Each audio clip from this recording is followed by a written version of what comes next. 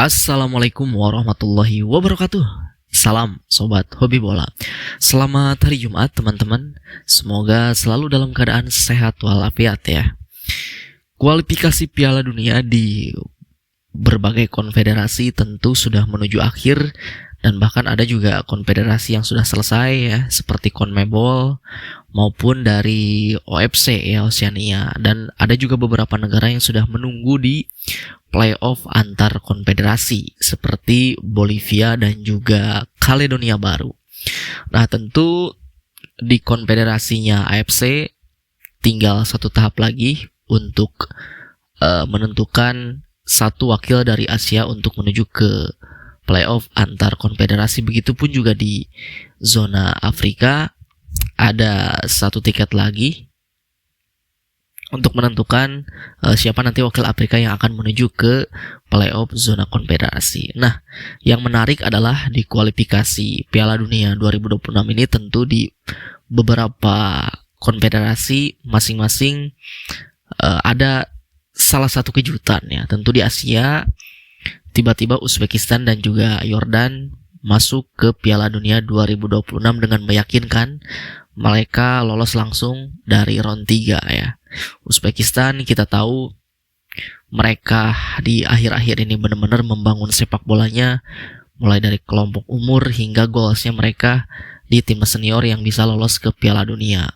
Begitupun juga dengan Yordan ya. Yordan kita tahu kualitasnya sangat luar biasa, bagaimana mereka kemarin di Piala Asia menjadi runner up, kalah dari Qatar. Tentu dengan statusnya dia runner up, otomatis mereka juga bisa berpeluang untuk lolos ke Piala Dunia, dan ternyata akhirnya mereka berhasil gitu di bawah Korea Selatan ya.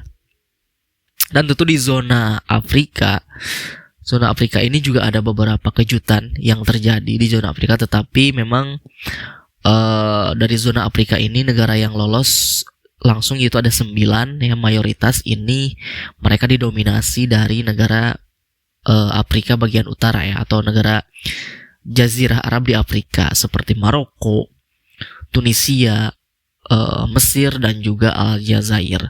Lalu juga ada negara-negara langganan seperti Senegal, Pantai Gading, Ghana, lalu juga ada beberapa kejutan seperti Afrika Selatan yang kembali lagi tampil di ajang tertinggi sepak bola setelah terakhir kali mereka itu tampil ketika mereka tuan rumah ya, 2010.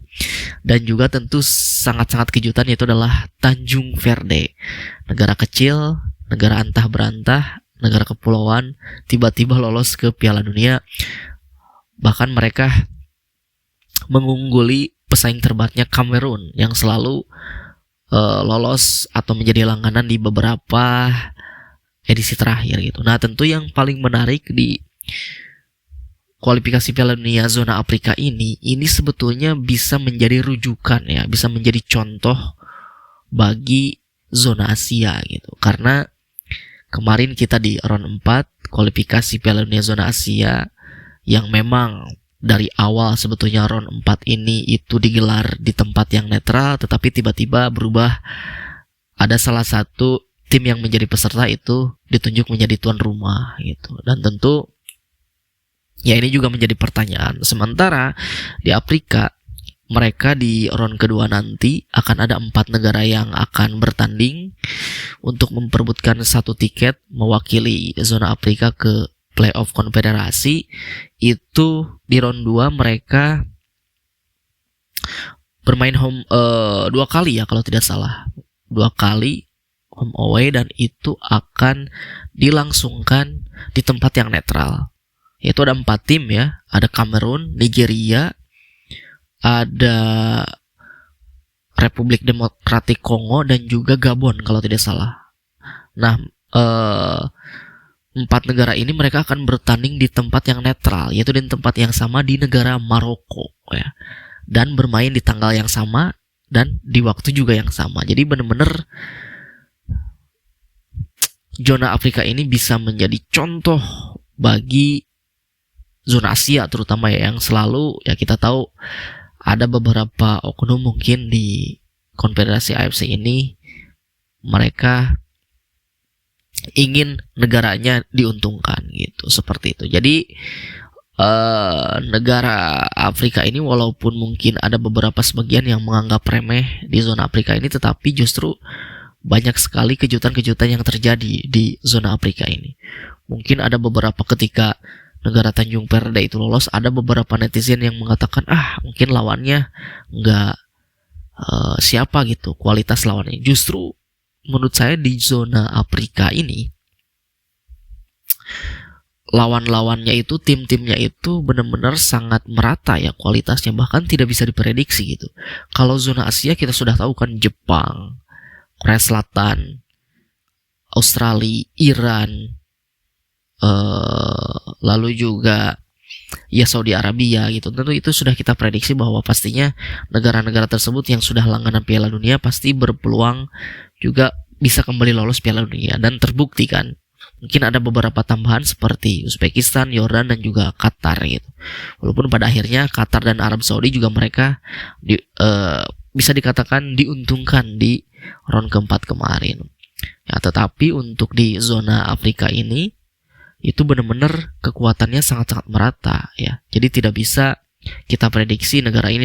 Bahkan negara yang biasa lolos langganan Piala Dunia aja seperti Kamerun dan juga Nigeria, mereka masih harus berjuang gitu untuk saling mengalahkan di round kedua, dan hanya satu negara yang nanti akan mewakili zona Afrika untuk tampil di playoff antar konfederasi. Afrika Selatan yang bahkan mereka diambang tidak lolos kemarin ya, karena mendapat hukuman dari FIFA pengurangan poin karena mereka memainkan pemain yang harusnya itu tidak boleh dimainkan, akumulasi kartu.